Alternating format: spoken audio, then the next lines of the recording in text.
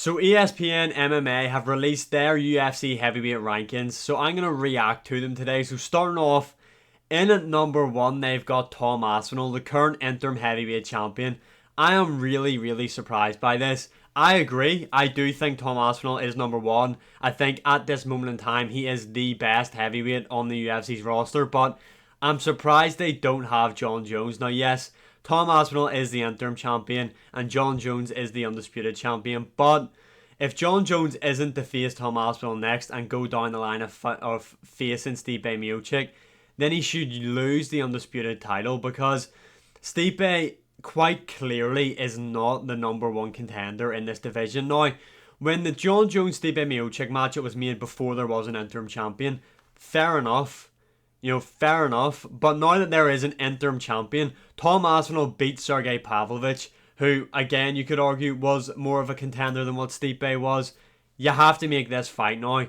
If not, then just relinquish the undisputed title. Give it to Tom Aspinall, who is quite clearly, in my opinion, the best heavyweight the UFC have. But I am really surprised that ESPN have this. Hopefully, though, after we've seen a bit of the face-off between Aspinall and Jon Jones, that this fight is getting closer. Hopefully, the UFC scrap the Stipe matchup and make the matchup that everybody wants to see, which is Jon Jones versus Tom Aspinall. And then after that fight happens, if you want to give Stipe the fight against someone else, go for it. But at the moment, Tom Aspinall is the best heavyweight the UFC have, in my opinion, and I'm glad ESPN are agreeing with me. Number 2, Jon Jones, the GOAT, but the number 2 heavyweight in the world. Jon Jones, I agree, is the GOAT. Now, I know a lot of people go on about what about his PED usage and stuff like that, which I understand. Jon Jones has been caught cheating multiple times, but like Nate Diaz says, everybody's on steroids. I guarantee if you go through all your favourite fighters,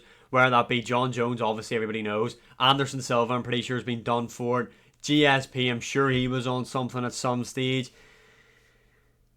You'd struggle to really find anybody who is a legit top MMA fighter that hasn't used something in their career. That's just my opinion. I could be chatting pure shite here, but that's just what I think. I think a lot of the elite guys have used performance enhancing drugs throughout their career. Jon Jones is obviously the most notable one, but having Jon Jones in at number 2, I suppose, yeah, it's fairly obvious.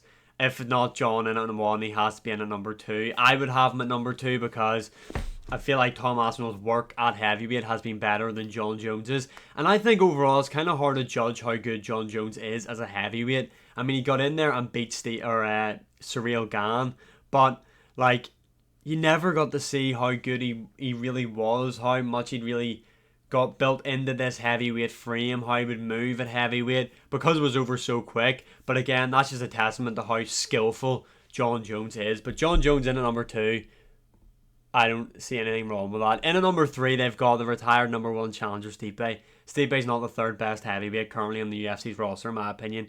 Definitely not. Now, we haven't seen Stipe fighting in, 3-4 years? His last fight was against Ngannou, who put him out cold. Ngannou flatlined Stipe Miocic, and we haven't seen him since. Now, Stipe, in my opinion, is definitely the greatest UFC heavyweight of all time. 2-time heavyweight champion with 3-4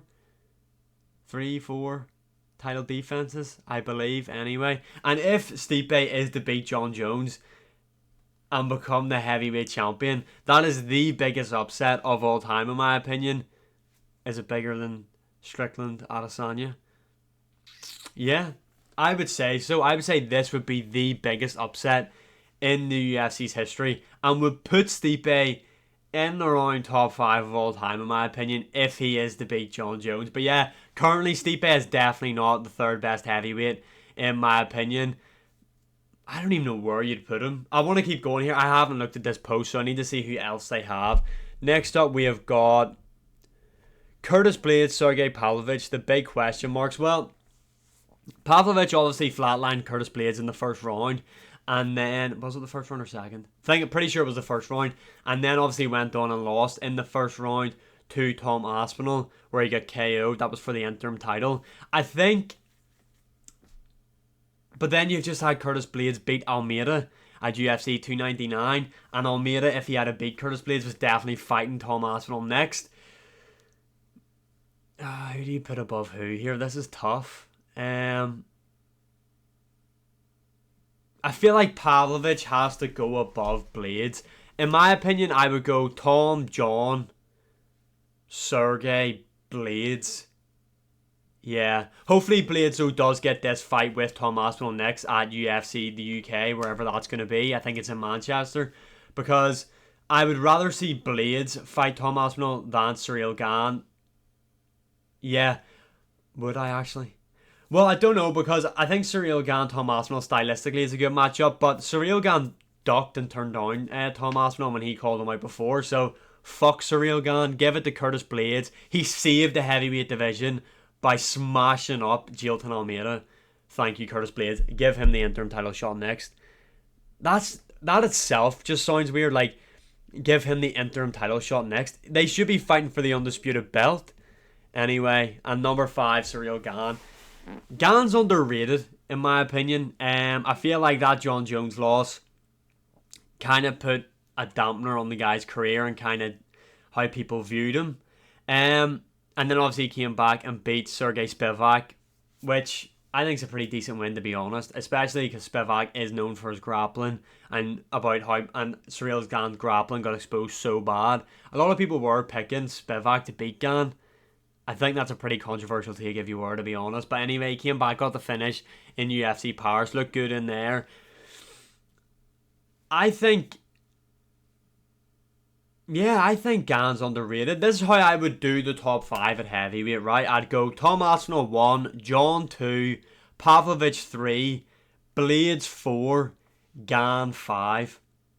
I think that's fair. And let's not forget, this guy could have beat Ngannou. That was very, very close, that matchup. I did give it to Ngannou, but it was very close. I think Gane does get really shit on now because he got out-grappled by Ngannou, who isn't a grappler, and then he got dominated by John Jones so quickly. But I think Cyril Gane, the matchup for him next should be Pavlovich. I think he beats Pavlovich, in my opinion.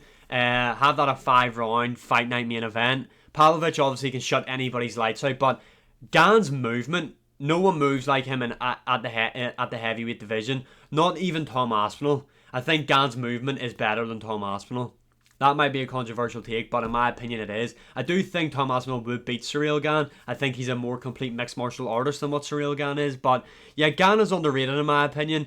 And he definitely doesn't deserve the shot at Tom Aspinall after ducking him for so long. So give him the matchup against Sergey Pavlovich. So how the UFC should book it now, this is realistically how I see the heavyweight division playing out. Tom Aspinall, Curtis Blades for the interim title. John Jones versus Stipe for the undisputed title. Both guys retire after that. Tom Aspinall, whoever wins that, Tom Aspinall, Curtis Blades will be the undisputed champion. I think Tom Aspinall beats Curtis Blades in my opinion. And then you do Pavlovich versus Gane to see who will face the winner of Tom Aspinall, Curtis Blades after. Because realistically, John Jones, I don't think he's staying around after the Stipe fight. But anyway, that is my reaction to the ESPN UFC heavyweight rankings. Let me know your opinions in the comments below. Thank you very much for 100 subscribers. I really do appreciate it. Now the push is to 200 subscribers. Hopefully get that by the end of July, maybe. I don't know. Maybe I'm reaching a bit there. But yeah, anyway, like, share, subscribe, comment, all that good stuff. I really do appreciate the support. Links to my social medias, as you can see, are on the top of the screen. And as always, I will see you again in the next one.